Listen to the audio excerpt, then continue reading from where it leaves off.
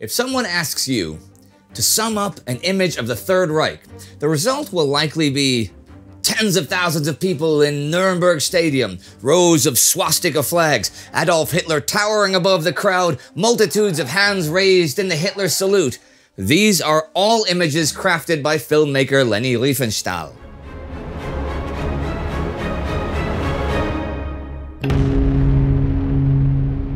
Welcome to a World War II in real-time bio special, where I take a closer look at the major or interesting figures of the war, today featuring Leni Riefenstahl. Riefenstahl's pioneering film techniques and imagery are still influential today. You can see that in things as diverse as The Lion King and everyday sports reporting. She, yes, she, was born in 1902 and grew up in Wedding, a middle-class Berlin neighborhood. Her mother had unrealized dreams of being on stage, and young Leni's own such dreams were opposed by her despot of a father. She and her mother would literally escape his discipline in movies, lying to him and sneaking out to see them. At the age of 16, Leni auditioned for Opium, a propaganda film against drug addiction and white slavery. While she did not get the lead as a bare-breasted drug addict, she did have a bare-breasted cameo. When her father learned of this, he sent her away to boarding school, but a year later she was back in Berlin, dedicating herself now to dance and getting local attention for winning second prize in a beauty contest. Around this time, she met Heinrich Sokal, over 20 years her senior, a Romanian-born Jewish banker from Innsbruck, and he becomes her mentor, financial backer, and lover. In November 1923, during hyperinflation, he rented a Munich theater for $1 for her first dance recital, a few weeks and a few blocks away from Hitler's beer hall push. She got new engagements, and Sokal even booked her in London and Paris, but an injury ended her stage career before it was a year old. In 1924, she saw the film Berg des Schicksals, Mountain of Destiny. In fact, she saw it every night for a week, and decided to leave Berlin for the mountains. She would soon enough meet the film's star, skier Louis Trenker, and through him the film's director, Arnold Fanck. That meeting would prove fruitful for both, as they ended up working together for years. He soon wrote the film Holy Mountain for Leni Riefenstahl. Now, Alpine mountain films were to Germany what Western films were to the US, right? Thinly plotted stories with square-jawed heroes and beautiful scenery. Still all silent, of course, it's the 1920s. They had themes that would be embraced by the Nazis: physical prowess, folklore, romantic and anti-rational themes. Leni learned to ski and became an avid mountaineer, performing her own stunts. But she also was instantly curious about the actual filmmaking process. Fanck was a pioneer, using filters to lower the sky and shadows, creating night scenes, and using both fast and slow motion, and even creating whole concepts. A 1929 film of his, The White Hell of Piz Palu, had plane rescues that actually inspired the first real use of planes for search and rescue. Leni would say, "It occurred to me that filmmaking might be a new thing of substance in my life. At the same time, I learned that the individual means nothing. Everything worthwhile results from a collective effort." Her personal relationships fell into two types: those with quiet, passive men that she dominated, often cameramen, and those with whom she could also use to further her career, Fanck in particular. Leni was quite manipulative, partly by nature and partly in order to succeed in a very much male-dominated world. The late 1920s was a busy time for film in Germany, and there was loads of work for actresses. Leni did have a rivalry with Marlene Dietrich, and later their lives' trajectories show polar responses to the Third Reich.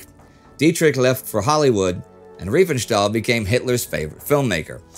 In 1932, Leni Riefenstahl directed and starred in Das Blaue Licht, The Blue Light, her own mountain film, though financed by Sokal and written by Bela Ballas and Karl Mayer, both Jewish like Sokal. She would later have their names removed from the credits because of that awkward fact.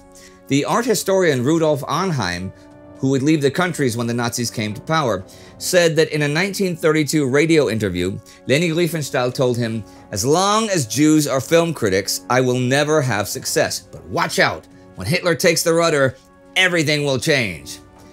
Blue Light was not big, but it did give her a new identity and she was recognized for her technical skills. But her life was changing in other ways during this period. She said that Mein Kampf, Hitler's manifesto, made a tremendous impression on her, and of hearing Hitler's voice for the first time at a rally said, "I had an almost apocalyptic vision that I was never able to forget. It seemed as if the earth was spreading out in front of me."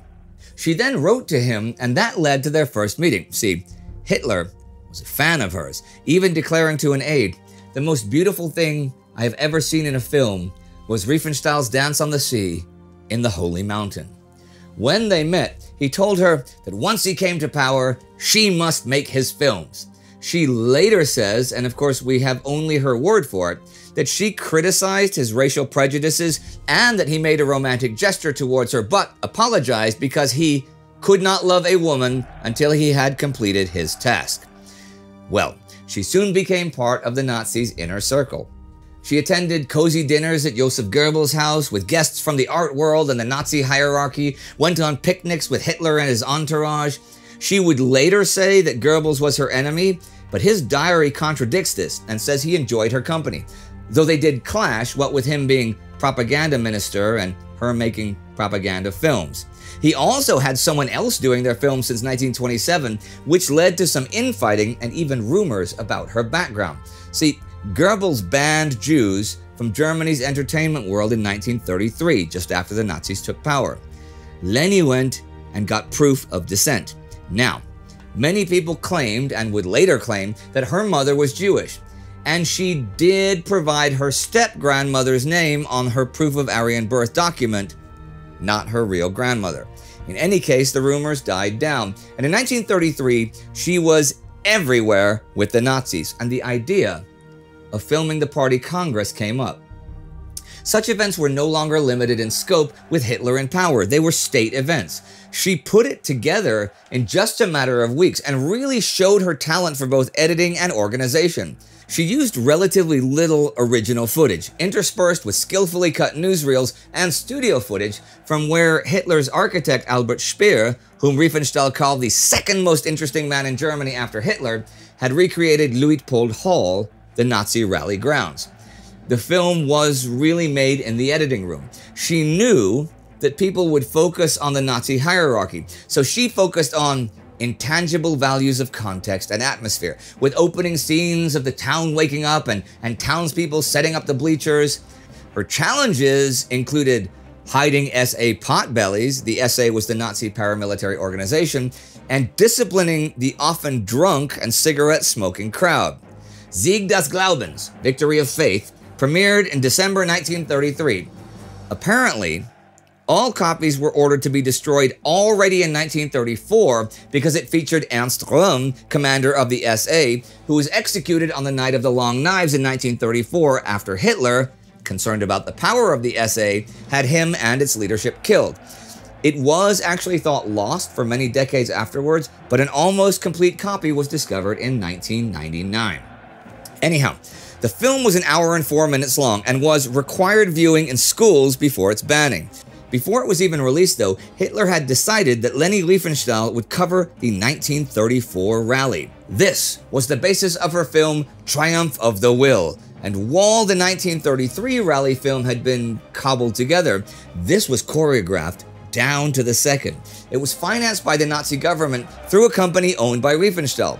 She had enormous resources, an army of staff, and lavish editing and post-production facilities. Though it was a documentary, she rearranged the actual order of events to create emotional peaks and valleys, and like its predecessor, Triumph of the Will was made in the cutting room.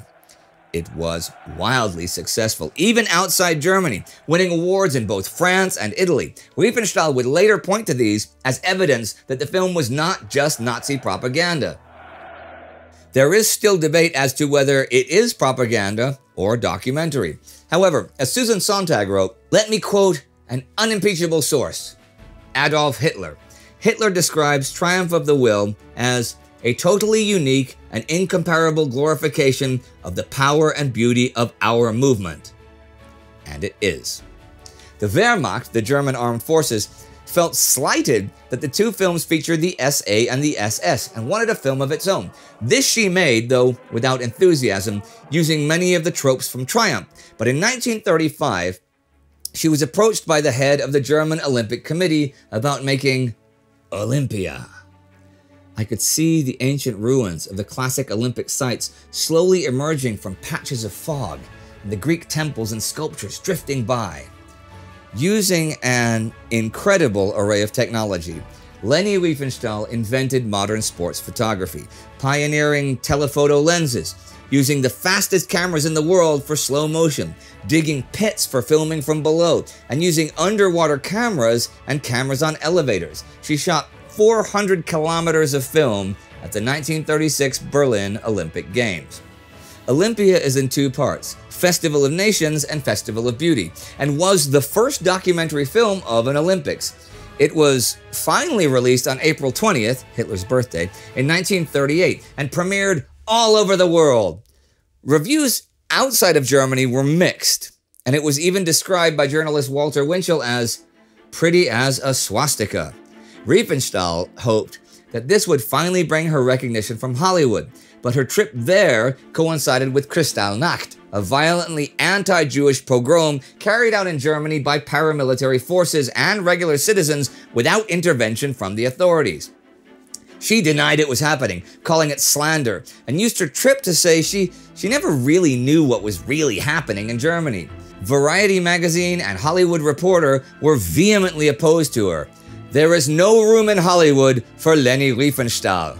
The only Hollywood studio that would even see her is Walt Disney's. Old friends from Germany did not call on her, and she returned home with reports that Jews had taken over America. When the war began, she set up a combat photographic unit and became a war correspondent. However, after the massacre at Konski in the early days of the war, when an amateur photographer captured Riefenstahl's horror at the massacre of civilians, she was asked to return to Berlin. She did not, and instead went to Danzig and sat next to Hitler at the celebration of its liberation. After this, she began building her own studio with Reich funds and continued working on Tiefland, Lowland, which she'd worked on since 1934 and which will not be released until long after the war. She remained enthusiastic about Hitler and telegrammed him after the conquest of France, "With indescribable joy, we share with you, my Führer, your and Germany's greatest victory, the entry of German troops into Paris. You exceed anything human imagination has the power to conceive, achieving deeds without parallel in the history of mankind. To express congratulations is far too inadequate a way to convey to you the feelings that move me. Your Leni Riefenstahl." Before the war, Tiefland, which is based on a Spanish play, could film in Spain, but not during it. There was, however, a source of darker-eyed and darker-skinned extras. The holding camp at Salzburg for Romani people before they were shipped to the death camp of Auschwitz. Of the 270, the camp commandant brought for a casting call, Riefenstahl chose 23.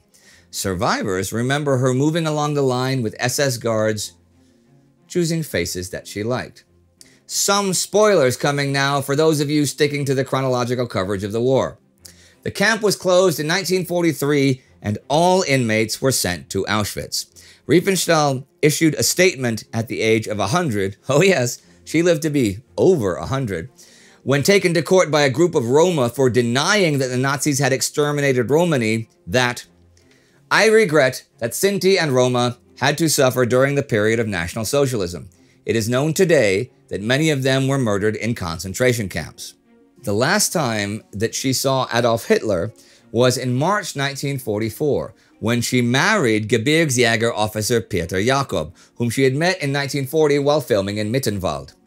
When Germany's military situation really deteriorated in 1945, she fled Berlin but was taken into custody by American troops.